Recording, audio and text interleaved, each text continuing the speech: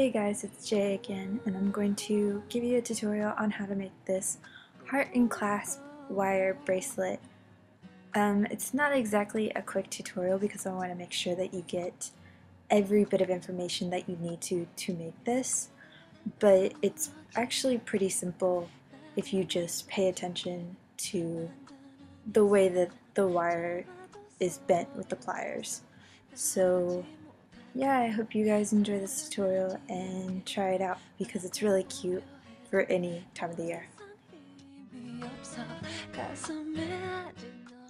Hardware pliers, if you have them, great. If you don't, jewelry pliers will still work. Heavy duty wire cutters, some jewelry flat nose pliers. I have two different types. I have a thicker kind, which are those right there, and I also have a thinner kind here, and those are just to help wrap the wire around the wire. Needle nose pliers to make the heart shape.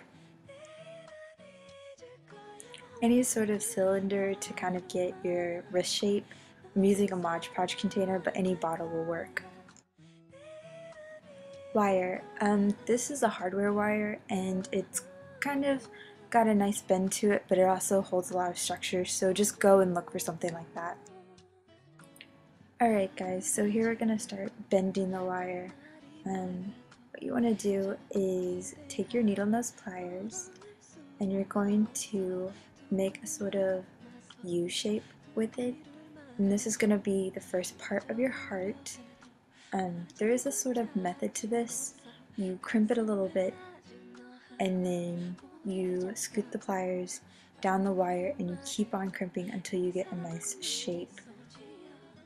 And you also want to leave about 2 to 3 inches at the end of the tail for part of the heart and what's actually going to wrap around the wire. Once you've got your U shape, you're going to make a V, which is the dip in the heart. So just kind of bend the wire like so. I'm using flat nose pliers. These are jewelry ones, but you can use your hardware ones if need be. So just make that dip, and then you're going to want your needle nose pliers again to make the other side of the heart, and you pretty much just do the same as you did on the first side.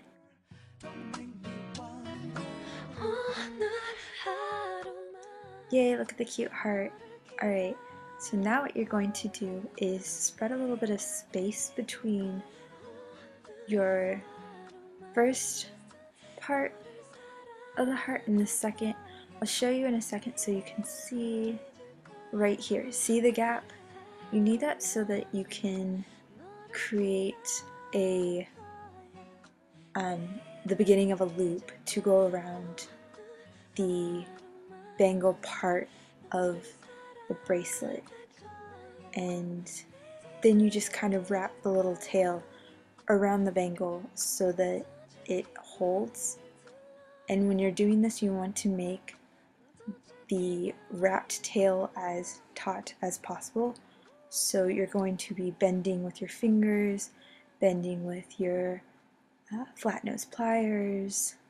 I'm using my flat nose pliers here because that way I can hold it with one hand and then use another set of pliers with the other hand to help wrap it around. I use my fingers a lot to do this work so that I don't scratch the material, but that also cuts my fingers, so guys, be careful with this. Use your pliers as much as possible, and if you're able to come across anything to cover your fingers, please, please, please try it out because you're just going to destroy the skin on your thumbs. Once you wrap it around the second time, that's about when you're going to cut it. Right here I'm just getting a little dent out, which you can always do with your needle nose pliers. So if you make a mistake, you know, it's usually pretty fixable, but just wrap the tail around a second time, and again, be careful and use your pliers to the best of your ability. And while you're doing this, always take your time and scrunch up the part of the tail that wraps around the bangle part of the bracelet. By doing this, you're getting rid of any slack, and also you're making it more secure. Now with the remainder of the tail, you're going to take your hardware store wire cutters. And I say hardware store because if you're using your jewelry cutters on hardware strength wire, you're actually going to ruin the jewelry cutters, so don't do that. And use these wire cutters to cut pretty close to the tail, where the tail meets the bangle, and then use a flat nose plier to continue wrapping it around, and that way it's not going to catch on anything, or not nearly as bad as it would. Just continue crimping until it gets pretty flat to the actual bangle part of the bracelet. Here I'm just reshaping the heart where it got bent a little bit while I was twisting the tail around the bangle, but that's the beginning part. So the next step to do is you need to get your cylinder ready and begin to wrap the heart around and bring the bangle part to the other end. Once you figure out about the size, you're going to want to bend the wire where it meets the heart. I'm doing this a little shorter because the Mod Podge container is actually a little bit big, so once you get the size right, you want to crimp the ends together as close as possible. Get your wire cutters ready because you need to cut the tail about, maybe, I'm going to say 3 inches. About an inch down from the new end, you're going to take your flat nose pliers and create a 90-degree angle with the new tail. I say about an inch. You can give it a little bit more, give it a little bit less. It doesn't exactly matter as long as there's a decent amount. And again, you're just going to wrap the tail around the bangle part of the bracelet. Try to wrap it around twice and use flat nose pliers preferably. As you're wrapping the tail around, try to make it wrap as taut as possible and scrunch up the little bit of slack that may be between the two different times that you've wound around the bangle.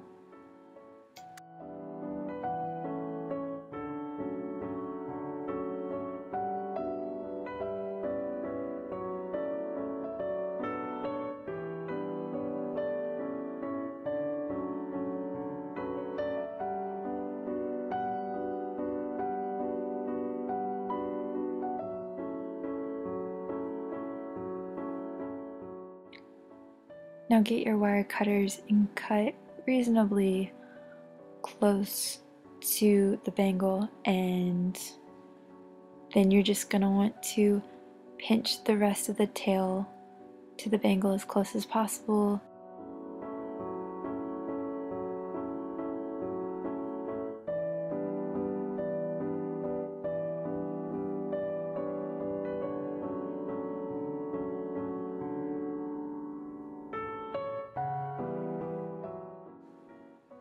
So now I'm going to give the shape back to the bracelet. I'm going to take the cylinder and wrap the bracelet around until the two ends meet, and then I'm going to slide the bracelet off and give it a bit more of a human shape.